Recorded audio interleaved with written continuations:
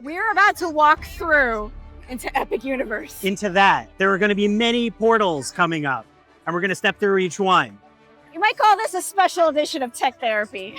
Where we're going to have some fun, but we're also going to be really exhausted, and we're going to be in like 90-degree heat as we check out Epic Universe for the first time way before it opens. This is the media preview day, the first time that we're allowed to show you photos and videos from inside this theme park that opens May 22nd. It's got a lot of wild tech, a lot of immersive experiences. Let's find out what's going to happen inside.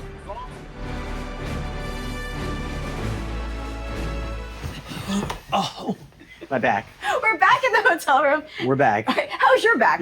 We're back in my back. We just took in Universal's Epic Universe, which is the one of the biggest new theme parks that's been made in a long time. And we took it all in as much as we could in one day, jamming a bunch of stuff in, getting a taste of it. And this is the first time that the press were allowed in to take a look at it and actually post thoughts about it. So we have a lot of thoughts. Yeah, and I'm sure you have a lot of questions too. Is this worth your money right now to spend? How does tech really transform theme parks when you can have the latest and greatest? I'm Bridget, Carey. And I'm Scott Stein. Let's get into it.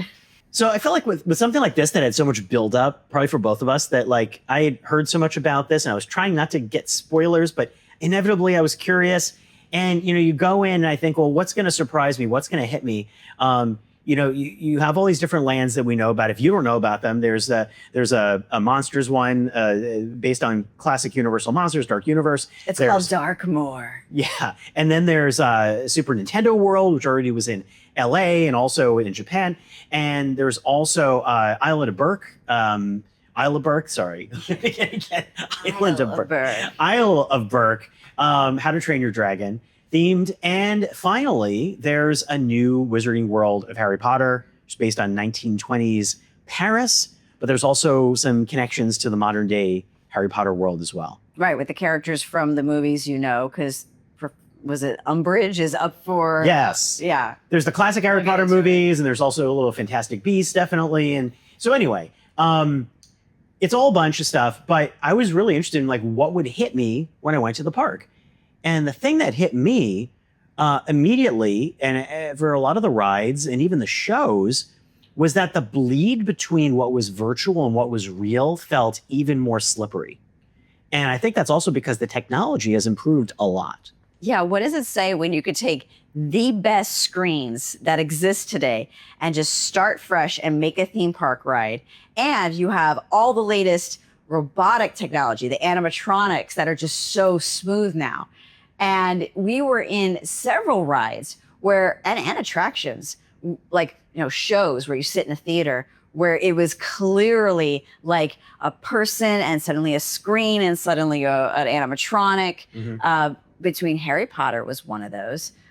In the Frankenstein ride, it was like that. In the Frankenstein ride. And then we also in the shows, which were some of the most surprising great things about this park. I was ready to really focus on the rides, but the two shows, the Untrainable Dragon and Cirque Arcanum. I'm never going to get that name right, but that's what it is. And I found in these, I felt this bleed between the screens in particular. The Battle for the Ministry of Magic also, not to give anything away, but there's moments where you go, is that a screen? Is that real? And I feel like we feel pretty seasoned with this stuff, where especially not just with tech, but all the rides we've been on. But I felt like that line got real fuzzy in a really interesting way. I would say that we were not allowed to record on the rides themselves. So the footage that we captured were things leading up to the ride and getting on the vehicle. There was a lot of cool stuff happening that, you know, there were animatronics when you're in the queue, a lot of cool special effects that we're seeing with, like, especially with in Harry Potter, the Ministry of Magic, you had those pictures that come to life and they're talking all around, and there's newspapers and wanted posters all coming to life. And that's something that like just is cool because the screens kind of fool you a little bit. It really does look like they made it in the movie, yeah. Right? You know, because it's like a matted kind of screen effect. And I touched it a few times just to be like, can I just touch this thing? There's even more of that. Yeah, it's like an extension of what was in the other Harry Potter worlds, but they double down on it a little more here for sure. And then like, you know, the thing where I saw those like the screens and how good they looked to me, And then sometimes you had moments where something was in the background and then it kind of got handed off to something that was physical and this kind of magic trick. There was one stunt show at Universal, I think it's the Bourne stunt show, that actually does that shockingly well. And it's like one of those ones that everybody has seen. But I felt like they were going there, but even better. And it was that higher resolution and scope and scale of the displays that they were using in a lot of places. Sometimes I felt like it was almost too much, but we're definitely seeing like a world of like better, more ubiquitous screens. You're not passively necessarily just sitting there and watching something happen anymore, because your ride is also interacting with what you see on the screen. You're kind of moving back and forth with it. But yeah, definitely very impressed with the fluidity of the animatronics. There was one Death Eater that I was like, is that a person in a nope, I know that's not a person, actor up there. It's just that smooth. And then behind that character, it's obviously a screen, but I'm just saying it's so sharp and you're moving so fast and your vehicle is moving along with the projections of these screens that are in front of you.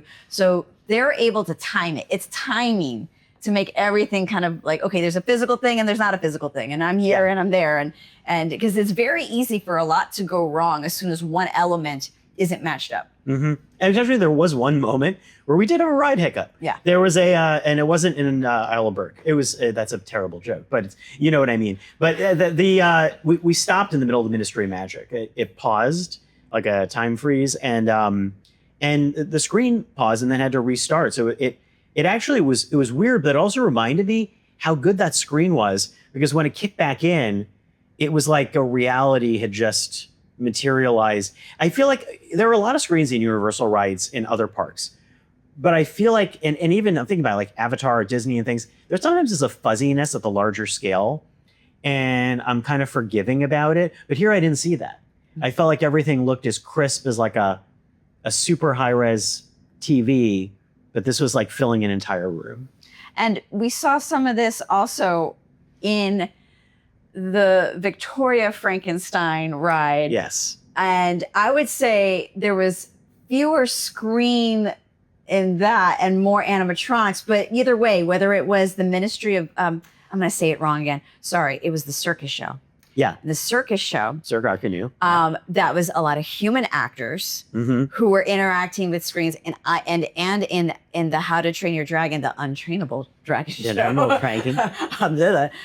That one also, the actors were kind of, very choreographed to go with what's happening on the screen. So you definitely know that someone's like, all right, let's take the tech we got today. Yeah. And let's make sure, but the timing has to be perfect on all these things. And so I also kind of think about like, oh, there's more things that could go wrong, but so far, like what we saw, like there's very well choreographed. Yeah, a lot of those are synchronized perfectly. And it's funny because sometimes I do think there are too many screens, but also like it's also coming from, I think, theater right now, which is, I don't want to speak on behalf of all of theater, but I feel like a lot of Broadway productions, other productions do use screens more creatively in their design and how actors interact with them. And we kind of accept that as, as kind of a stage design concept, not just a theme park thing, but they're kind of taking it to an extra level here and pushing that further. But then it's also, it reminds me of Jurassic Park, the first Jurassic Park, where a lot of the computer graphics were then handed off to practical effects for the close-ups. And I feel like that handoff makes sense in theme parks, because you can't just have the digital, you can't just have it all be screens. You want something that's going to feel tangible, and you get tired of all that. And I think a lot of the complaints that people have sometimes with screens is that, like, you can tell, okay, I'm sitting in a theater and I'm watching a screen. I can see a screen every day, right? I go home, my entertainment is screens and my TV and everything else, and even VR. So you're looking for something that's got to be at the next level, and they do it in such a way where I'm like, oh, okay, like it's, you can tell the tech is now there with how good it is. And I also want to talk about how many animatronic robots were the main characters in these entertainment shows, like the scheduled shows you go to see the performance of so many times a day, and walking around in the park. Yeah. So we're at a point where, yep, we are okay with feeling confident enough as Universal, the company, to say, yes, this robot can now be a main attraction itself, because you got to hope that it doesn't just, mess up with you when you have all these guests in front of you. And hopefully it doesn't mess up, because I know we're still in technical preview. So when we saw the park, it's for staff and also for media, and the park opens in another month or so. But yeah, it's a big step. That baby dragon robot was pretty fantastic. Oh yeah, let's talk about Dart. Yeah. Dart is this little like character that a human actor is kind of like bringing him out, interacting with someone in the crowd.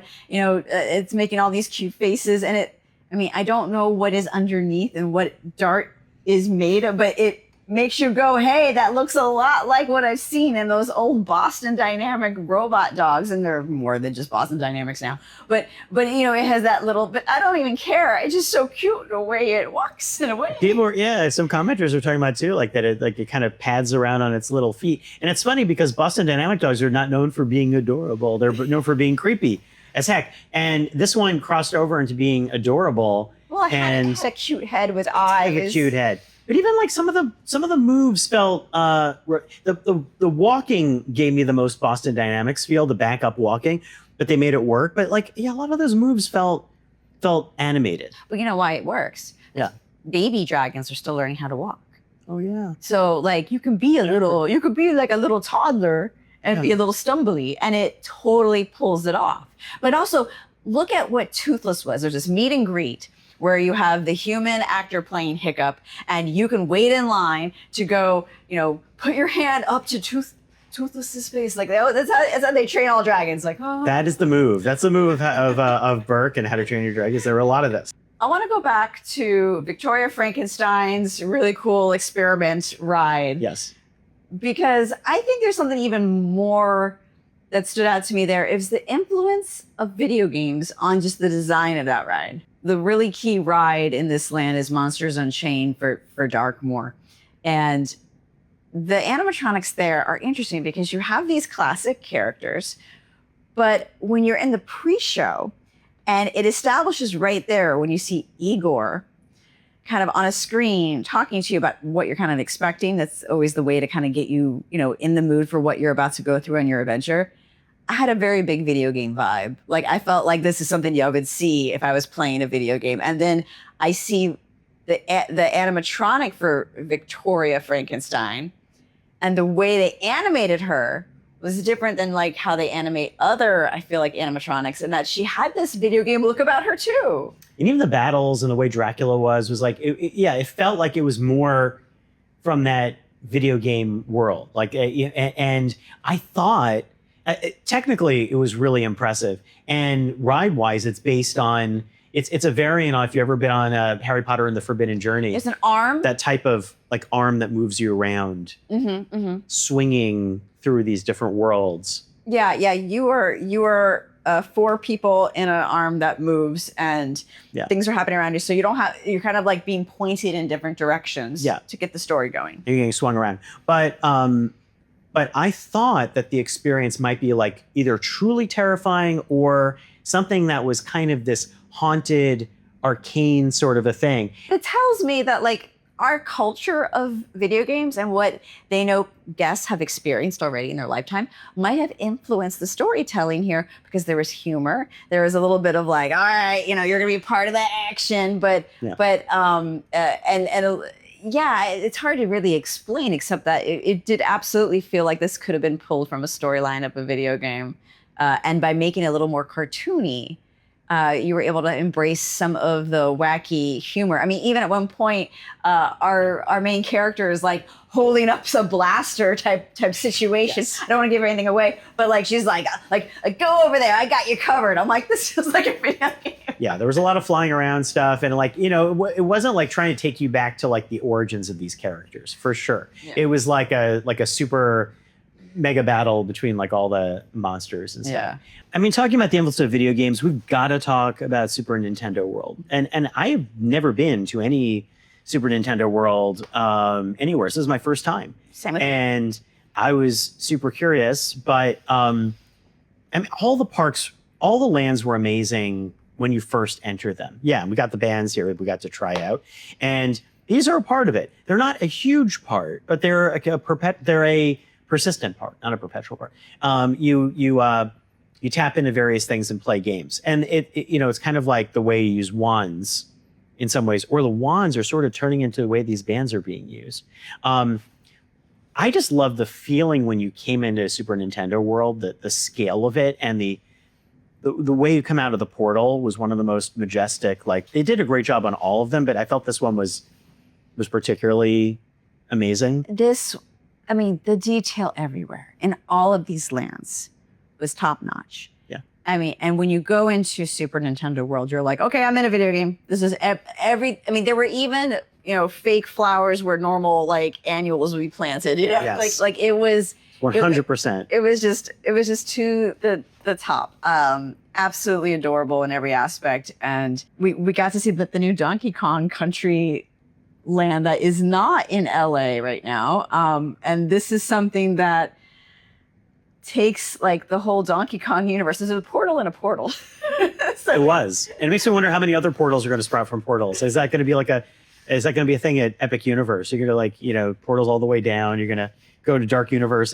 But yeah, you go into like a little like tropical resort world of Donkey Kong, which is like very relaxed and also beautiful. And you have like little pieces of little collectible letters that if you ever played Donkey Kong Country, like you'll recognize. So there's only one ride, I would say, in there. And there is. Yeah. Yeah.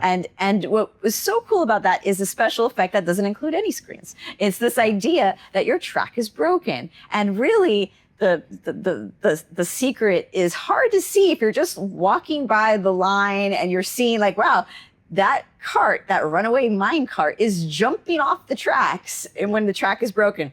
But really, there's another track underneath that's kind of like holding it all together. Obviously, you're not actually falling off that track. It's well done. And it's like not right below you. It's like off. So the way it's controlled, there are times that like your movement seems impossible. And there are moments where you're like, wait, we are literally just flying through space. But so it was one of the most surprising rides in terms of like, oh, you talk about like a ride that you haven't really seen before. I was like, oh yeah, this is a roller coaster. And now it's not. Now it's kind of a dark ride. And now there are things popping out. And now we're just veering right when I didn't even know. I thought the track was that way. It was an absolute surprise. And we were in the front row and you really get visually tricked on going like, wait, I thought I was going this way, So yeah, once again, it had whimsy too. Like it had like a lot of, I remember we walked out of that and I was just thinking, okay, video game designers worked on this, or those are the feeling. It had like those little bits of surprise. And you know what really brings you there too? It's not just the sights or, it's the sounds. It's the video game music everywhere you walk, at every land, but also in the ride itself, you're hearing all the characters because there's like really good speakers. So it feels like you're in the game.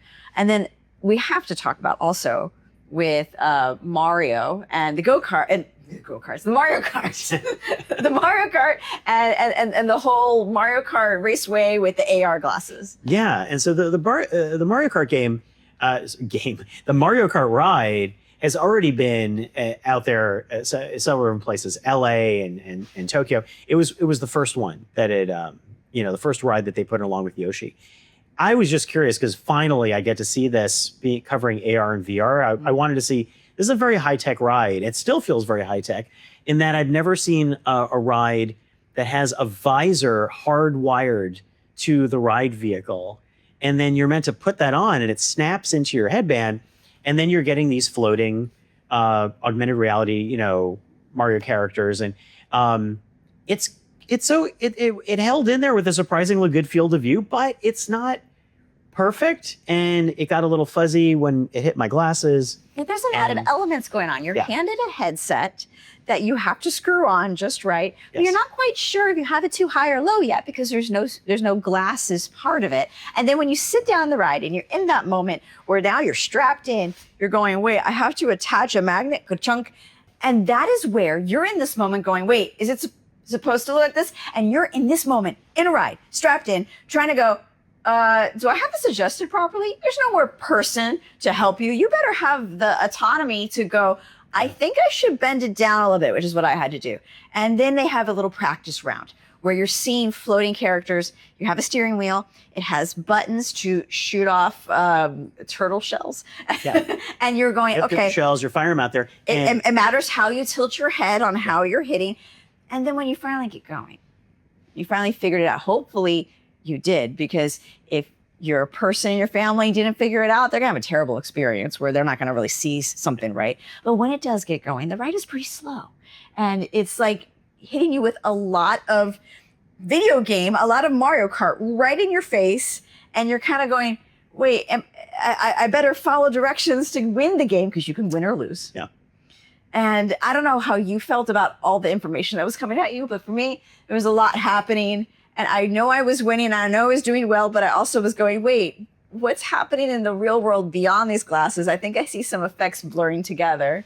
Yeah. And some of it too, like there's definitely, you are playing a game, and it reminded me of, a lot of target shooting things like Buzz Lightyear's, like, the Blasters game that's at Disney. Or Toy Story Mania. Toy Story Mania. Especially like the Buzz one, because it's like you're moving slowly through these target rooms. And like you said, it's a very slow. I like that there was a lot of time in the ride, because I felt some of the rides at Epic Universe felt a little too short. We can talk about that in a moment. But I think that I think it also, all that focus on shooting with the tracking of the AR made me feel a little bit nauseous at times. Really? Okay. But it was more car sickness. It was like the feeling of like, you're looking at a screen while something's moving, and it's like, I kind of don't need to focus that much. I'm wearing contacts. I wonder if that also was amplified because you had glasses as well.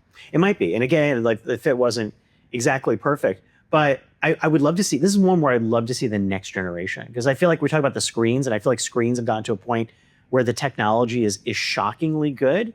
And I feel like the park was showing that off everywhere. And then we're in early days for the idea of AR glasses in rides, very early days. And so I think they're using early tech, but I want to see it go a level. It could even be that the tracking of the AR couldn't handle a faster speed. Yeah. I was wondering that. I was thinking, maybe that's why we're going so slow. Well, that's a good point too. The technology itself to have the guest, not knowing if a guest has experience in this kind of stuff or not, like to have it be a smooth, good looking experience and have it be accurate. Yeah. Maybe you just can't physically move fast in it, right? Or that it would not feel comfortable to you, that they wanted to not have too much movement, because it might feel even more disorienting with that. I had a lot of fun on it. I just was feeling like, if you're not into Mario Kart, like, this is a lot of video game right up in your face. Yeah. Well, I loved it as a statement. Yeah. And then, but yeah, I didn't want everything else to be like that. I was very happy that the minecart ride and Yoshi were very chill, not chill, but they were very screen free. Mm-hmm. Because the minecart ride is not chill, but it's but they both were like, they weren't throwing screens in your face. Now, we talked about a lot of the ways that tech kind of amplifies the storytelling and takes it to the new level. But there's also some ways that I see a lot of tech woven in that maybe can cause some hiccups. So in Super Nintendo world, you have the option to buy these bands to play in the park. And we didn't have a lot of time to play, but there were certain aspects where you can, smash your little, what do you call these things? These little power-up bands, and get points in an app. And I sat there kind of like, maybe kind of stammering a little bit and trying to set it up, because I was like, okay, what do I need? All right, I need to get the app. I need to link it. Okay, and then I figured it out. Okay, good. I did it. But how many people maybe go on vacation and go, oh, I have to go get my phone now, and oh, I wanted to get away from this phone. Now I have to go set it up and get it all working right for my kid. And then they may or may not have their own phone. So now you have to do it on your phone. But once you get the phone part done, you don't need to have the phone.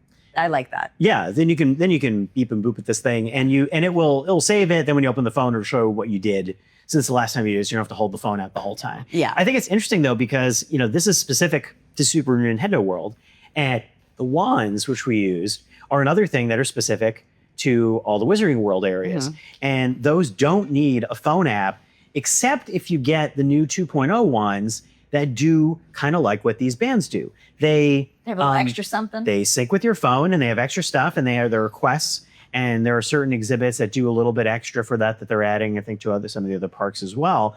So I like that the originals don't need the phone. Oh, I love that, because...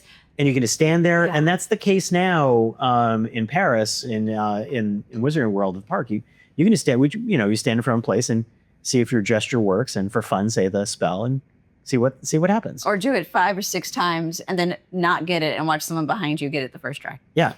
I mean, I do like the idea of tech and interconnectivity in the future, but I see what you're saying in that point. And the thing that's weird is at Disney, you're going to have the Magic Band and people are used to setting up and doing it on their phone, but it's throughout the entire park. So here, this is specific just Super Nintendo World. And so then you have to like go into the app and set it up particularly just for that feature, and then it's not clear necessarily that you would have to do that. There's no guidepost in the beginning. Right. Yeah. I think there's a fine line between hand-holding every guest and then going in with some expectation that they're comfortable enough to understand it, like how that they're going to need an app to just set up. And the reason you need the app, I believe, is to keep track of your points.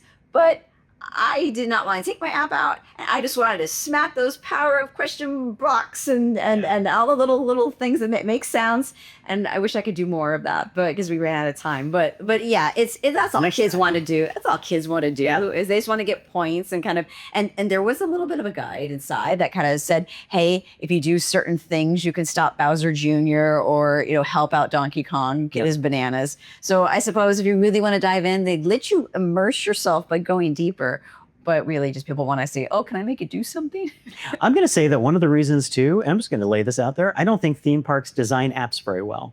Mm-hmm. I think that's true across the board. I'm just going to say that because I think it's very confusing to use the Disney app, and it's pretty confusing to use the Universal app, too. And so you don't know if it were easier, because I'm used to so many wearables or other things or devices that pair with pairing apps, and then you go, oh, now I can use them.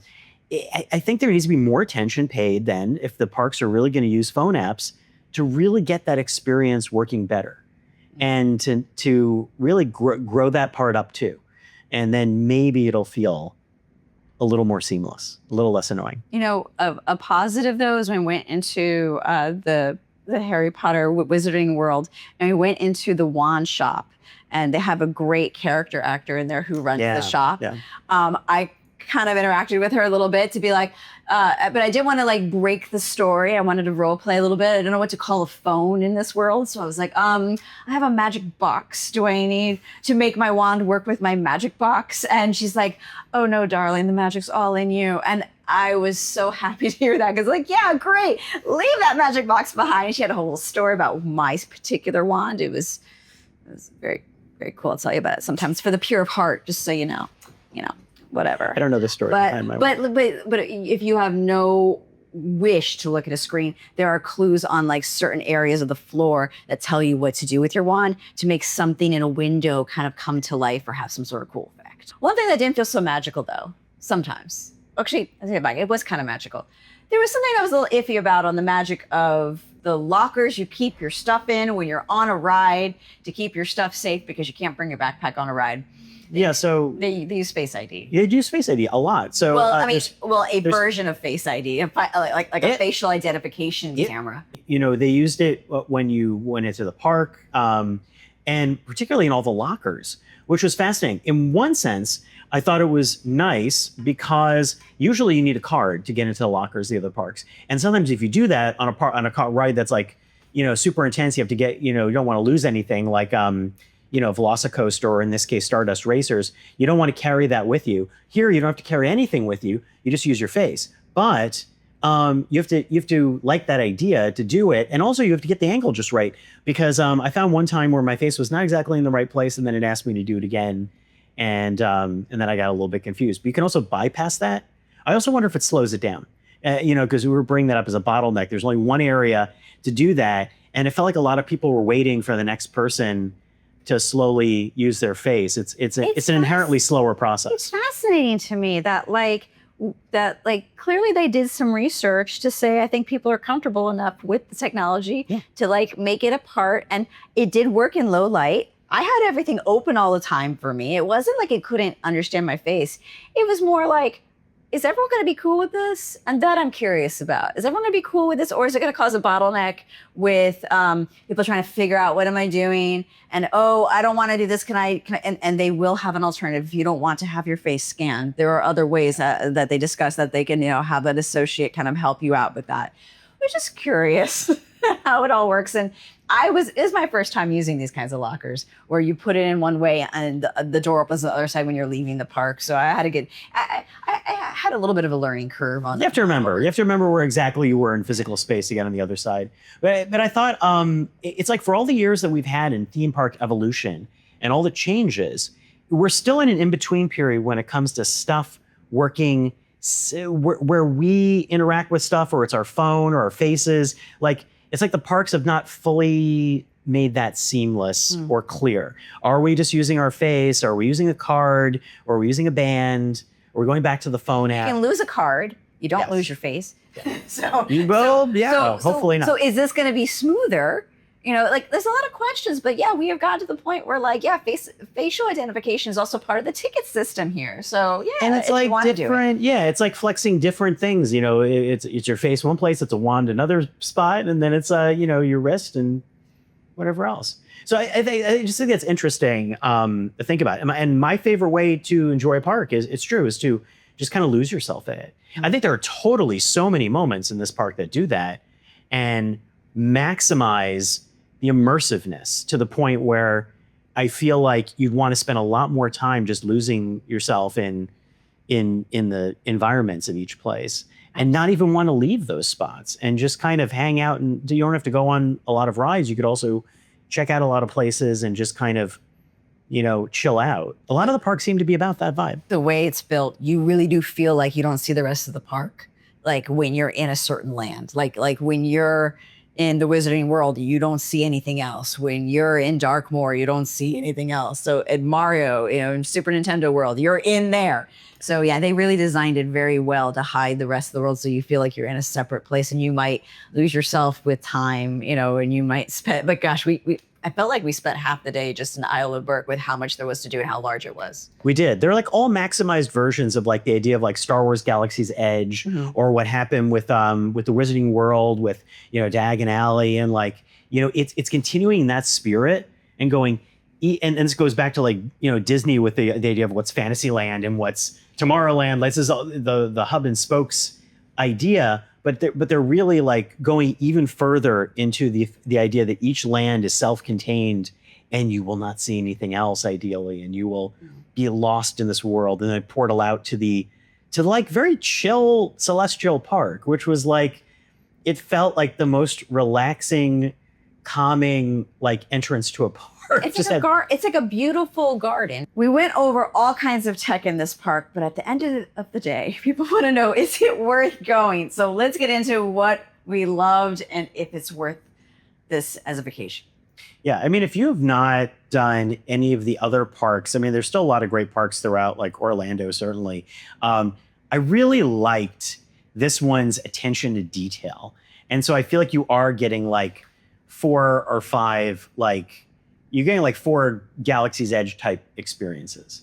And I feel like that's, if you're into that idea specifically, you're going to have a lot of fun doing that. And you're going to get like the most state-of-the-art versions of those things. Because some other parks, it's kind of a mix and match. Some places are super immersive, and then other parts are more like a little more standard mix and match of rides and other stuff. It's mix and match because they're built in different eras. This is the first time that, you have a blank slate. What can you do from the ground up and say, we have all this technology. How can we shape it in a whole new way based on all the things we were just talking about earlier, right? And that's one reason why it's worth it, is because like if you do this is going to be all new for you to do. And that hasn't been the situation for people going to a park. Even if they hadn't been to the park in 10 years, you're going to go back and go, well, I saw some of this stuff before, but some of this stuff is new. And now, top to bottom, the whole thing is new. So that being said, absolutely. I feel like some things were hit and miss. I think some what really shocked me that I loved the most were the shows. And I thought I was just going to focus on the rides, but I thought their shows. I thought Sword of Arcanum and I don't want to overhype them, but the Entrainable Dragon were just really worth seeing, and were. I kind of got weepy, and that was the one that got me emotional. Was the Untrainable Dragon. I was like, "What's happening to you, Scott?" But like, it was just like the emotional tone and the effects and the scale were really good. You're not the only person who was weeping in Isle of Berk. Yeah. It was so much fun. This is worth the wait.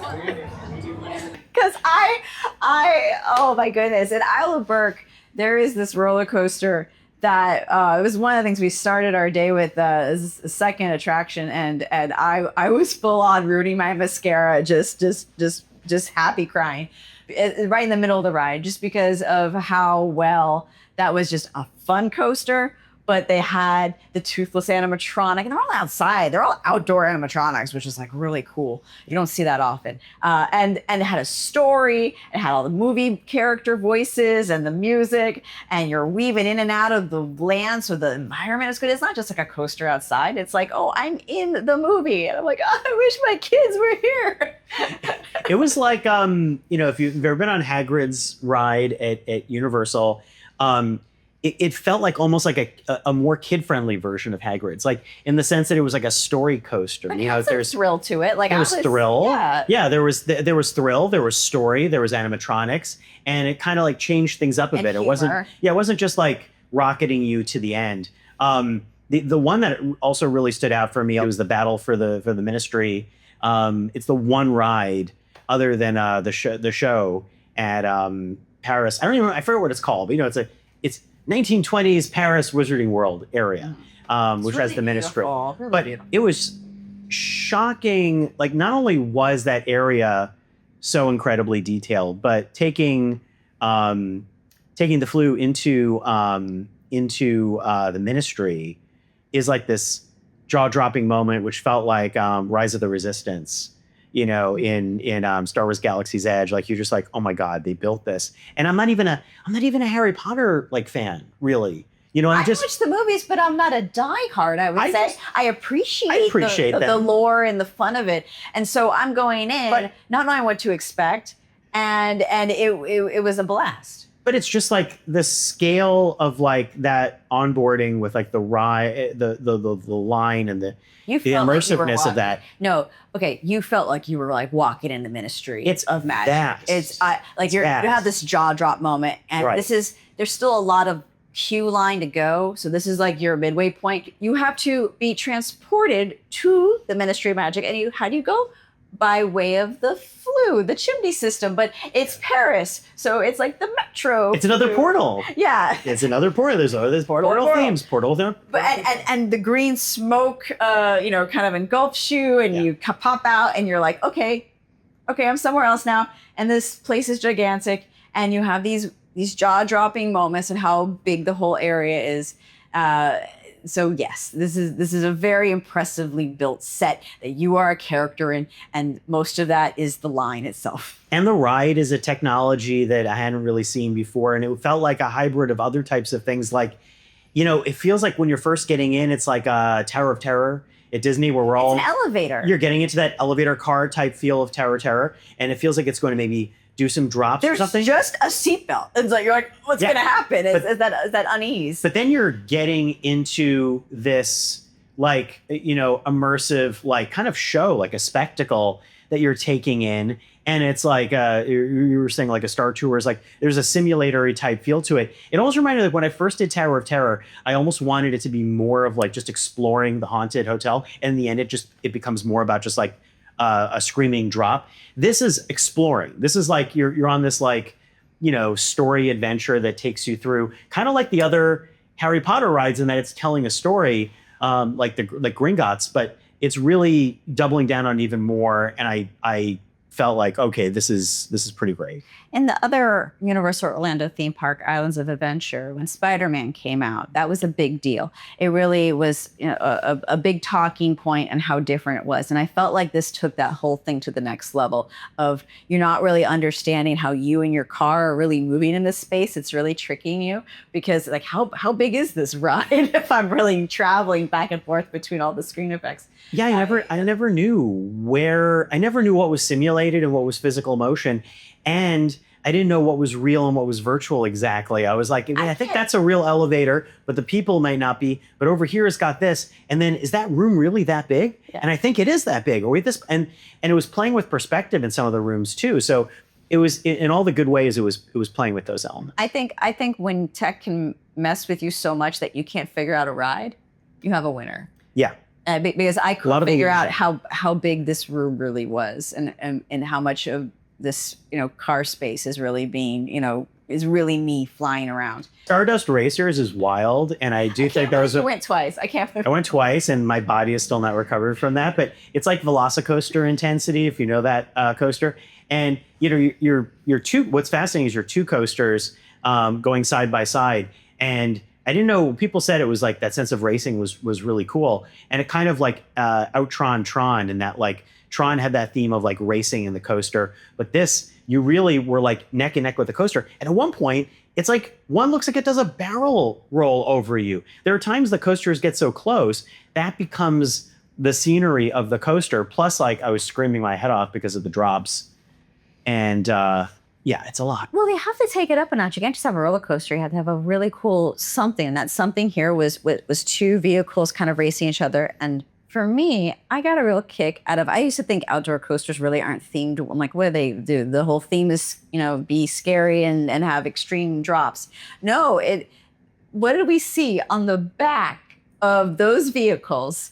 A flux capacitor, from Back to the Future. Yeah. I will say what I really appreciate, no matter what land we were able to dip into, is the level of detail, the character actors walking around. Yeah. I mean, just, they aren't all known characters. There was just someone playing a spooky violin and, like in the Darkmoor land, where the Invisible Man came up to me and started talking to me. And there's all these different people kind of hidden around in different nooks and crannies. You can't see it all. But the fact that they put so much detail into every aspect of where things looked, and that it made you feel there, and the music, I think if people are looking for an escape, they kind of blended everything together very well. This is an expensive vacation at a time where there's a lot going on for people, and they're having to make some decisions about how they're going to spend their money this year. Absolutely. If they're able to.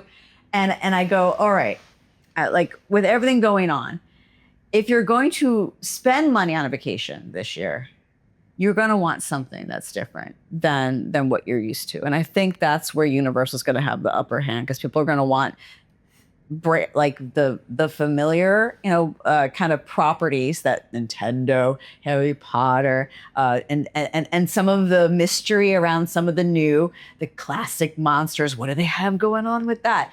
So will a family of young kids get a kick out of this? Yes, there's enough here that it's not that scary. It's not that wild. I mean, there were some coasters, I'll say, that like, you're not going to have little kids on for the most part. Right. And I think it all depends on how you categorize price. Because like, I think that, it is a lot. And then you go, okay, well, am I going to a theme park? And then I think about like types of like Broadway tickets and stuff like that. Like, I think this is like you're going to a show, and this is like a day long. It feels more like a day long show, where it's like, what I worry about is capacity and like how crowded and everything else. But provided that stuff works out, and we weren't there in like when it opens, and see what that's like, and you might want to wait for it to cool down. That sense of a kind of showmanship, I think really could be worth it, but it's something you got to save up for. And then it's like, okay, well, that's what people do. They don't go to parks all the time.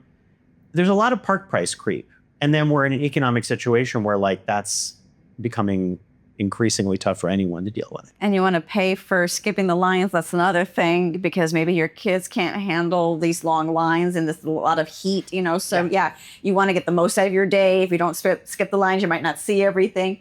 So it keeps adding up. And then these bands, and then these wands, and how much do you really want to dive in? You start, then, there's a lot of good merch you just kind of want to buy too. But then I kind of think of it kind of like we did another trip earlier this week to see the Nintendo Switch 2. And I was thinking like, is it worth it?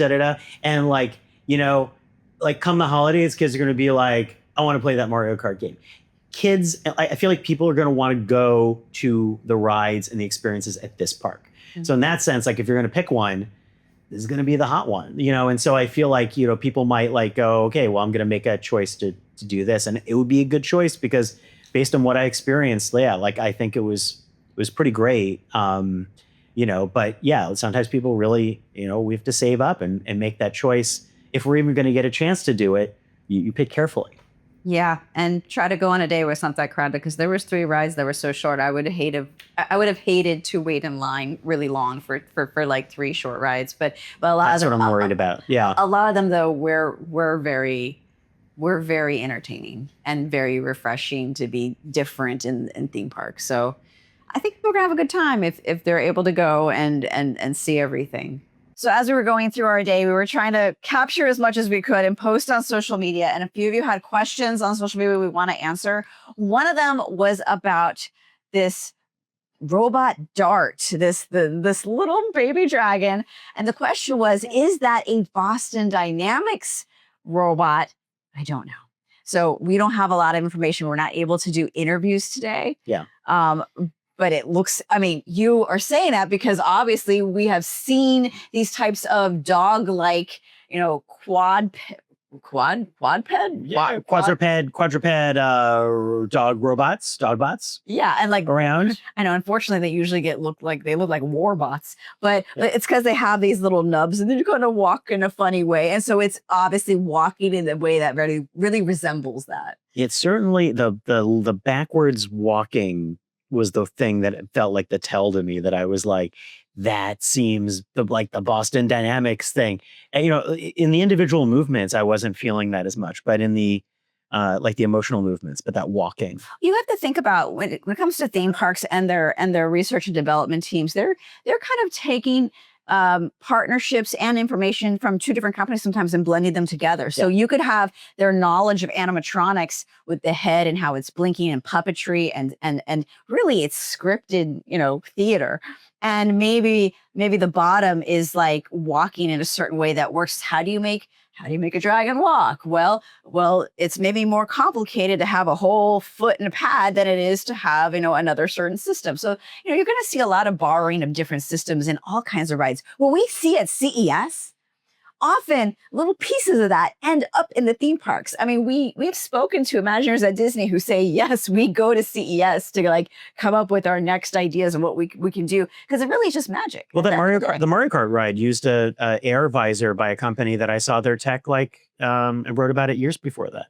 Mm-hmm. And then they adapted. It's exactly like but you never know how, and now it's like different than it was before. The other question we got was, can you pet Baby Dart? Well, you can pet Toothless. That's part of the whole, scripted show with the Toothless kind of animatronic meet and greet. But Dart, we only got to see a piece of that show because it's unpredictable. It just came out. And what I saw was no, I did not see any. I saw an audience participation. A little girl came up and kind of, was part of the show. They did a little bit of a Simon Says things for the audience. But I didn't see anyone go up and touch it. Yeah, there's definitely like a Dart handler who's the person who's the character. Yeah, and is around and Dart will only come out once in a while. We were like trying to find the moment. It was like very elusive. Oh, I spent so much time hunting for Dart and no one knew. Like, oh, you could just come out. Why? Because we're dealing with new technology here. It's hard for them to predict when they're going to be ready or not. So, that's probably going to be the case for a lot of these things. Like I know Disney's still working out those little droids that walk. They still don't have them in the parks. For Star Wars, we're talking about those little droids that makes me think about that. Yeah. So we're seeing robotics enter the theme parks, enter entertainment. It's like a new moment. But you need a little bit of a period where like almost a forgiveness period of like a surprise and delight because you don't know if you can really have these things perform every single day by guarantee at a certain time. Yeah, Dart might be gone for a while. Dart may not be feeling well at this moment, then you see Dart later. But I saw so much over there between like the actual puppetry dragons and the actors and yeah, there's so many types of dragons that like, or like the smoke breathing icy one that's like a fixed animatronic, but like you have a lot of different ways to experience dragons. And what's great about having those options is because technology can go wrong, and so at least if something breaks down for a day, you felt like you got your money's worth by seeing a different kind of dragon entertainment. So they clearly didn't put all their eggs in just the robot basket. They have the puppets and the actors and different ways to have surprise and delight moments, even if one particular thing didn't come out the time you just happened to be there, because obviously it's going to be hard to be there at certain times for every single show. There's so much entertainment that hopefully you'll be able to catch something.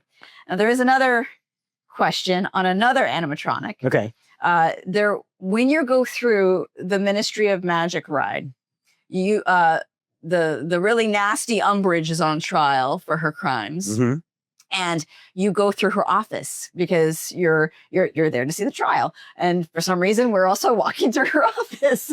and in it, there's a house elf. And the house elf is... That's the room with the cats? Yes, that's her office. Wait, that's Umbridge's office? Yeah. I just thought it was some weird little like cat place. No, she really likes cats and pink. I just liked how weird that room was because there were just a whole bunch of cats and then like a house elf. And I just kind of enjoyed how weird that was. I didn't realize. Yeah, it had a child voice, so you have to kind of pay attention. Like I can imagine people going. I missed this whole thing. So the house elf was wearing Umbridge's clothing? Well, like a shoe was like dangling off the foot and like some like askew elf. Yes. So it was clear that this was a former house elf of hers.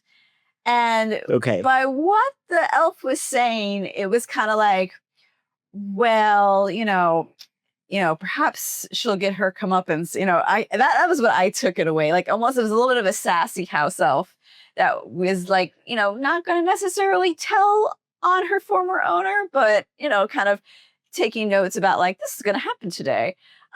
You could sense that house elf. I want to know the lore too, because you don't get to hear all the lore when you're kind of going through it fast. But I got a sense that this house elf was maybe perhaps feeling a little good that like this was happening today, but was going to be polite about it and not quite say it. I completely missed all of this, but also I feel like my head was such a jumble of all different things. It was like dragons and werewolves, and we were riding on crazy coasters that just like, it was just like a room with a cat. I just took in the cat house elf vibe, which also gets into, honestly, and we're talking about this afterwards, I wasn't entirely sure how the storyline worked with the Battle for Ministry of Magic in terms of what time period, or just in general, were we in the past going into the future? Were we back? I missed the time jump. How do we go from 1920s Paris, where they are very much in 1920s with the dress and the speak and all the I feel all the so stuff. embarrassed admitting this, but it's like, yeah, like I'm sure people will be like, duh, you didn't get that. But maybe there was a time to right. That I missed because we're going fast and not hearing everything. So maybe you should pay attention if you go and let us know. These are delirious. How did Harry, Ron, and Hermione all get into the time? How did we go there from Paris? That's magic of time, perhaps. Well, time is a big part of the ride. I won't spoil it, but there's a lot of time elements in it. So I'm guessing it has something to do with time travel. I don't know. I enjoyed it regardless, and I feel like that's sort of like you just kind of go with the flow, and but then your mileage may vary. Maybe you're going to piece apart the storyline here. You'll find a get really into it, and then you'll write about it on the internet, and then we'll have to fix it. There are a lot of pieces in Battle for the Ministry that you like, a lot of characters talking, a lot of little parts that you might get more out of. There's so many hidden little things. There's so many. Yeah. There's so many little pieces of paper that if you take your phone and you zoom in, and then there's a locker with a thing in it, and then and if you pay attention to what that radio is saying, it is so hard to hear every hit. But I hope in some of the things that we posted, you find some cool hints, some cool references, and you can take it from there. I need time to think about this, and people should have more time to wander around than we did. In the end, there's a lot to see, and they know you're not going to see it all.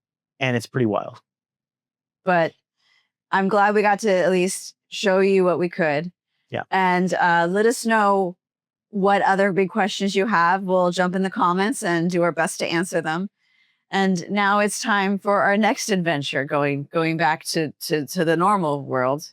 We've got a portal back to our actual reality. We all have to do it sometime. Yeah. I love seeing what we can do now with entertainment. It's always fun to see what the next step is. I don't know if in 5-10 years now we're all going to be doing VR entertainment, but at least there's still some good physical entertainment you can go see. There's a lot of stuff brewing. Thanks for coming along with us on this special episode. This delirious dive into Epic Universe.